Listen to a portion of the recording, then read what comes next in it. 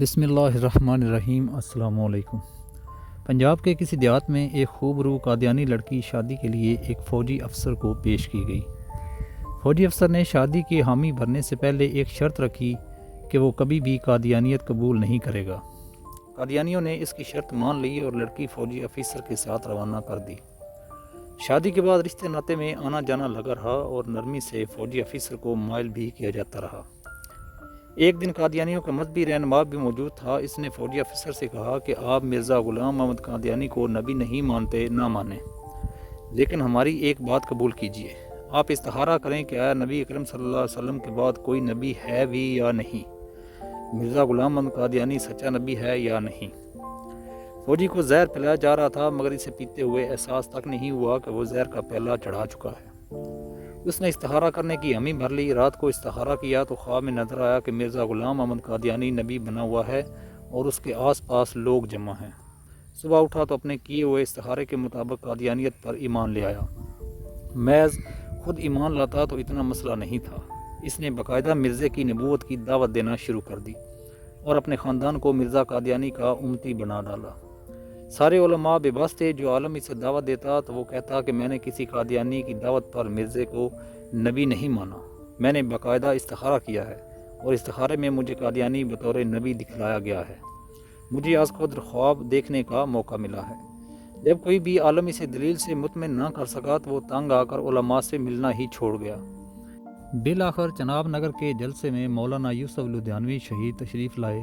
ان کا شورا تھا اور یہ فوجی افسر اس ظام سے ملنے کو تیار ہو گیا کہ ان کے بڑے مولوی کو بھی دیکھ لیتے ہیں۔ مولانا صاحب سے جب فوجی افسر نے اپنا قضیہ بیان کیا، وہ کسی کی دعوت یا کسی لالچ میں قادیانی نہیں ہوا بلکہ وہ خود دیکھی ہوئی دلیل سے متاثر ہو کر قادیانی ہوا ہے۔ استخارہ اللہ سے مشورہ ہے اور میں نے رب کے ساتھ مشورہ کیا جس کا حکم اسلام میں ہے، تو اللہ نے مجھے مرزا قادیانی کو نبی دکھلا دیا۔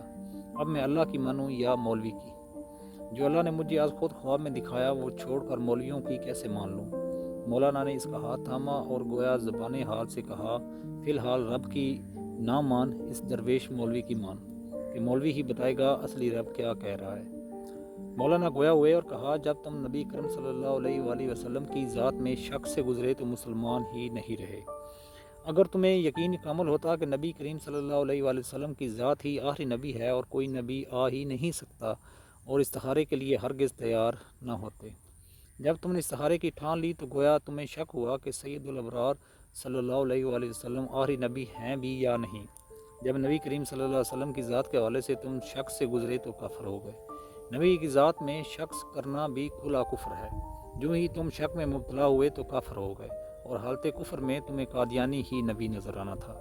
فوجی افسر جھوم اٹھا اور دلیل سن کر کھڑا ہو کر مولانا شہید سے لپٹ گیا اور اس وقت توبہ کی اور پھر سے مسلمان ہوا۔